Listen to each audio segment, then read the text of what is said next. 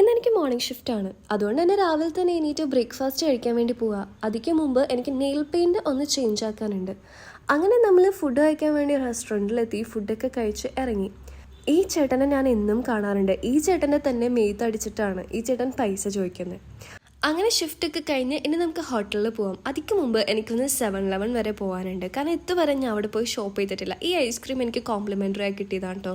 അങ്ങനെ ഹോട്ടലിലെത്തി ഫ്രഷായി നമ്മൾ ഫുഡ് കഴിക്കാൻ വേണ്ടി പോയപ്പോൾ ഇന്ന് പാനിപൂരിയുടെ ഒരു ലൈവ് സെക്ഷൻ കൗണ്ടർ അവിടെ ഉണ്ടായിരുന്നു. അങ്ങനെ നമ്മൾ സ്വീറ്റ് ആയിട്ടുള്ളൊരു പാനിപൂരി ഒക്കെ ഓർഡർ ചെയ്ത് വന്ന് കഴിച്ചു. പക്ഷേ എനിക്ക് ഈ ഫുഡ് ഐറ്റംസ് ഒക്കെ കിട്ടുമെങ്കിലും നമ്മളുടെ ചോറ് കഴിക്കാൻ വേണ്ടി കൊതിയാവുകയാണേ. ഇതെങ്ങനെയുണ്ട് എൻ്റെ റൂമിൽ ഞാൻ സെറ്റ് ചെയ്തത്? ഇത് ഞാനിവിടെ പൂനെയിൽ ഒരു സ്ട്രീറ്റിൽ ഷോപ്പിങ്ങിന് വേണ്ടി പോയപ്പോൾ മേടിച്ചതാണ് കേട്ടോ. ആൻഡ് ഫൈനലി നമ്മളുടെ ചോറും കറിയും എനിക്ക് പൂനെയിൽ കിട്ടിയിട്ടോ. അങ്ങനെ ഞാൻ അതും കഴിച്ച് സുഖമായിട്ട് കിടന്നുറങ്ങി. അപ്പം ഇന്നത്തേക്ക് അത്രേ ഉള്ളൂ. അടുത്തൊരു വീഡിയോയിൽ ഇനിയും കാണാം.